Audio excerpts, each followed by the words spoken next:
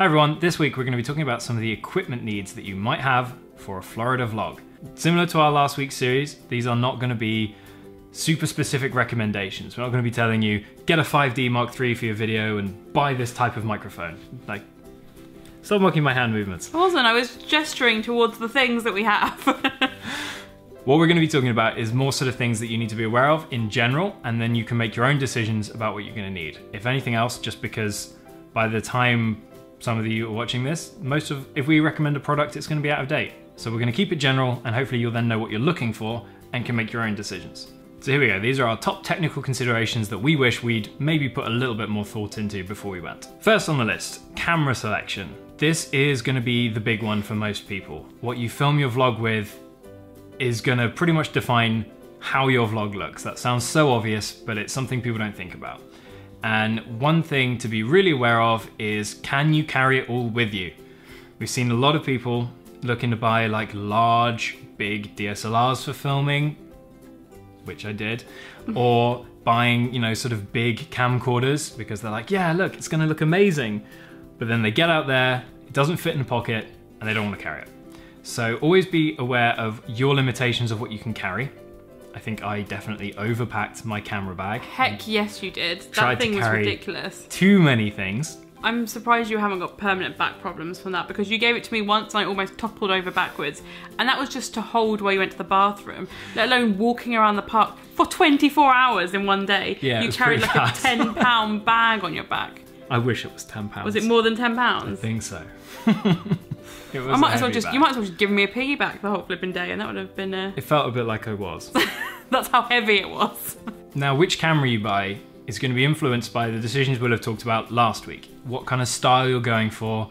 If you're going for a very sort of candid, chatty style, you're probably going to want something small and light, like a GoPro or a G7X, that you can carry out at arm's length and wander around with, so you can chat to the camera while you're walking about. If you're going more the kind of Casey Neistat route, you can probably use something a bit bigger, like maybe a mirrorless or like a Sony mirrorless, something like that. And if you go that route, you want like a little tripod so you can sit it down and you can talk at your camera that way. And this was why we said it was really, really important to think about what sort of style you want so that you can be sure that you get a camera that fits very well with that.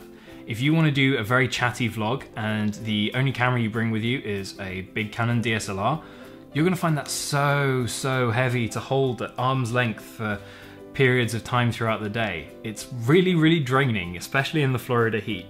So knowing what you wanted to get out of it is where this comes in real handy. But then on the other side of things as well, if you know you can only afford to take a phone or an iPhone, again, think of the limitations of that. Ideally, always hold it landscape, don't hold it portrait, otherwise you get the bars. Also understand that it's probably not going to do very well during the fireworks or in low light. So maybe you won't be filming a lot in the evening, whereas if you are people that sleep in late and spend all evening out, maybe filming on a phone is probably not the best for you. So you need to be aware of the limitations of the camera, and low light is a big killer for so many cameras out there. If that's the one tip to take away from this, actually, I would say check out the low light level capabilities of your, low light level capabilities. Oh, that was actually not too bad. Yeah, you did all right. Of your camera, and just find some test footage online and see how it holds up, because there are dark rides, there are fireworks, there's half the time you're in the park when the sun goes down and it's dark, you're going to want to film stuff still. You don't want to be looking at a very blocky, pixelated mess on your screen. So knowing, again, what you want to be filming really helps when picking that camera. One final thing to think about when choosing a camera is the video formats that it shoots in. Whether that's 4K, 1080p, 720p, or even just regular standard definition. I'm gonna say that 720p is absolutely fine for most vlogs.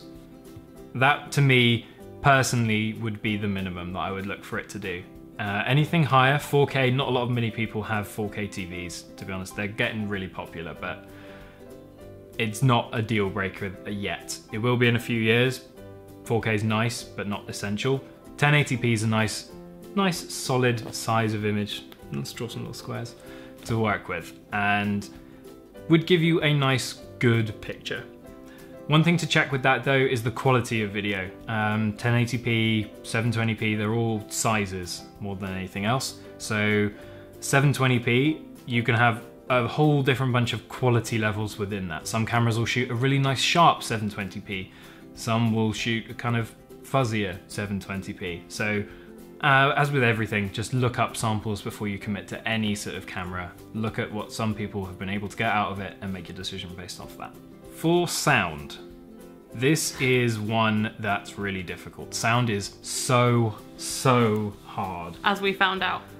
Very difficult. We used a shotgun microphone mounted to the GoPro, and there were lots and lots of technical issues with it. There were technical issues with my microphone because I hadn't tested it properly, but also it made it a lot bigger, made it a lot quite unwieldy, I would say.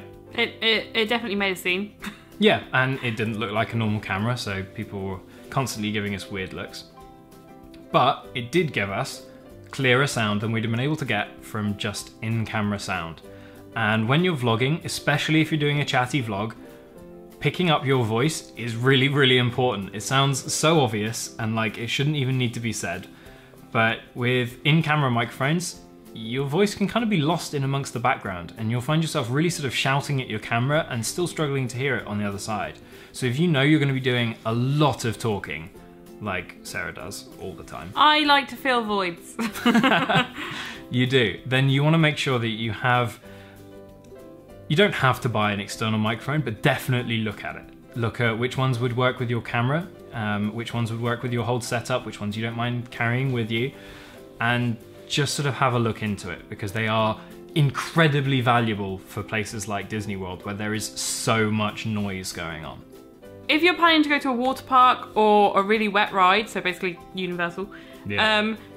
I would recommend maybe taking a waterproof camera and make sure it's waterproof. We went to Florida in 2012.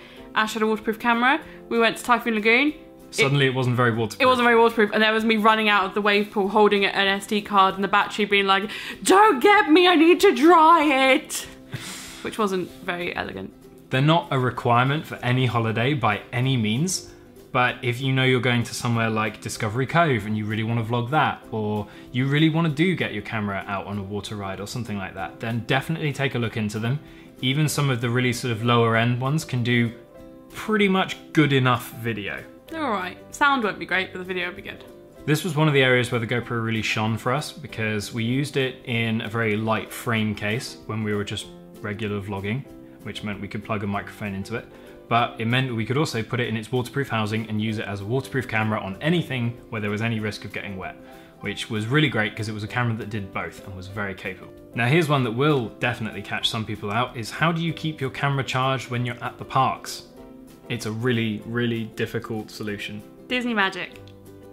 For us, I bought a shed load of spare batteries. Literally, I had like 4 GoPro batteries, several batteries for the Canon, and... Your portable charger as well. I did. I brought my portable charger, which was the main thing that managed to keep everything charged. If you're going to take one camera with you, see if it charges via USB, because you can get a really nice USB charger battery and keep it in your bag, topped up with power at all times, because you do not want to run out of power in the middle of shooting a vlog. That is one of the unfortunate things that happens to some people, and it is quite devastating when it happens, because you're just really frustrated because there's nothing you can do.